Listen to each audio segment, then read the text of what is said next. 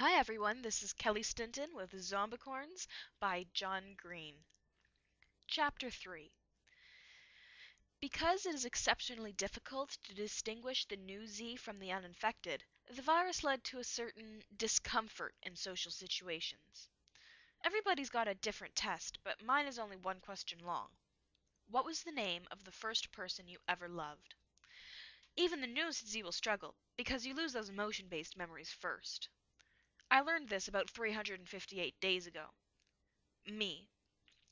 Mom, remember how Dad always laughed like he was joking or something? Like there was something desperate about the laugh? I loved that. Mom. Your father was very tall. Not knowing then what I know now, I waited 6 more days before offing her. I woke up with her straddling me, and she said, "Are you hungry?"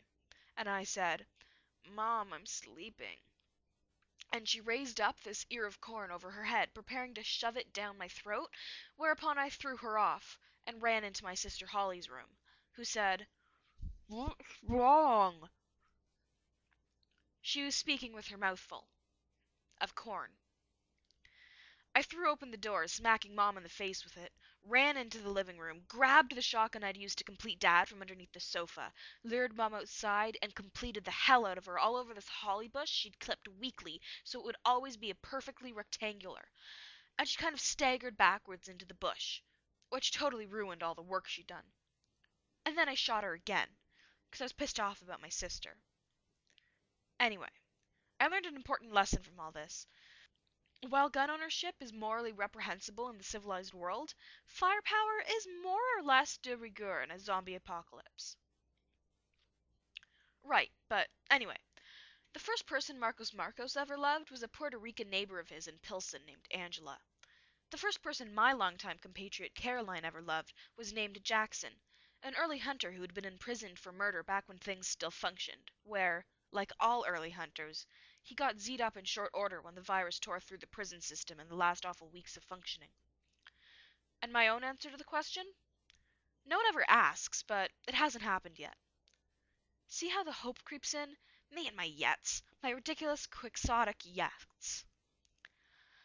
I lost my virginity in spectacular fashion in the weeks after the fall on the glass observation deck of the Sears Tower, the tallest building in the United States, in the heat of a September twilight with 4 inches of plate glass beneath us and nothing but a cloudy sky above.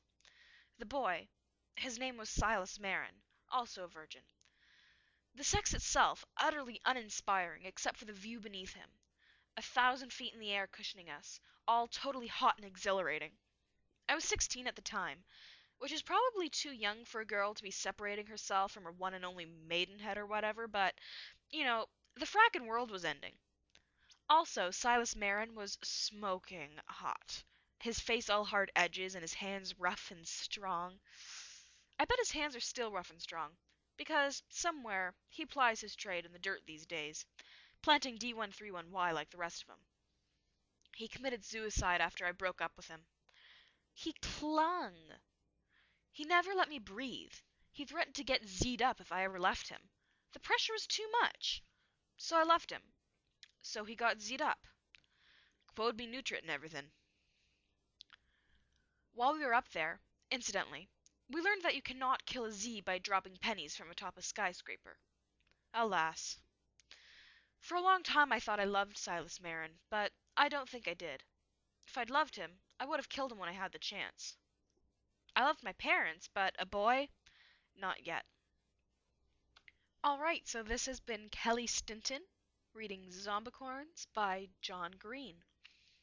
And remember, comment, rate, I would love that. And if you have a story you'd like read, just send it to me. My email address is reading_wench@yahoo.com.